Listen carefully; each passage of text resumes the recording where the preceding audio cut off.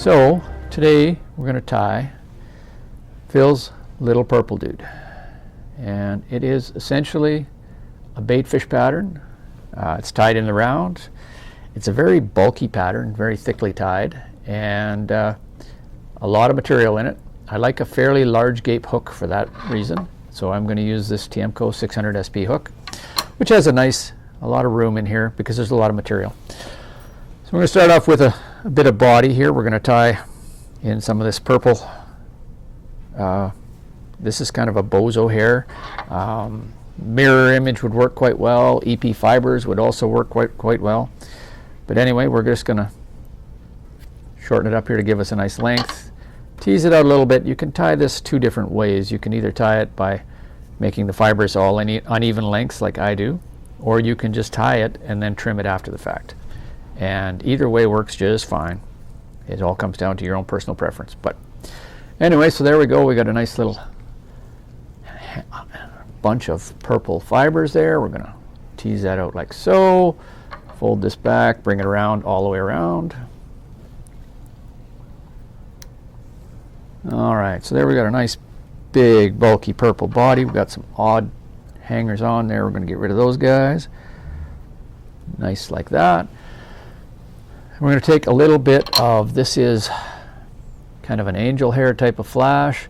It's basically shredded Flashabou. We're going to take a little chunk of that, and we're just going to kind of put it in there. It's a very subtle flash. Doesn't give you a lot of flash effect, but it's really nice for a pattern like this just to kind of give you just a little bit of flash in there. We'll put a little bit more on the front as well. But anyway, we're going to add in some black mirror image. And we're just going to kind of keep this all going in a fairly bulky style. So we're going to cut them in half. And we'll cut them in half again. All right, we're going to take these and tease them out a little bit so they're all uneven, so we don't get a paintbrush kind of effect. There we go. We'll just lay them in there. Now, nice big loose loop to capture that all. Pull it down tight, like so, and then we're going to bring this back and put a few wraps around there. Now, typically, I find it easier to build a bit of a head and then just kind of ramp it up onto the top of the material. That way it doesn't create so much of a step effect.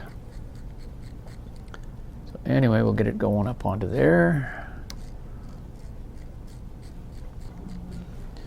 All right, so that's starting to look pretty good. We're just going to put in a tiny bit more flash. So we'll just kind of put a little bit of that there. Again, same thing, just a big loose loop to capture that. And then we'll fold it on back, tie it in. Now you can add eyes to this fly if you want. And typically, most of the time, they do have eyes, but it's not essential. But anyway, little whip finish, and there we go.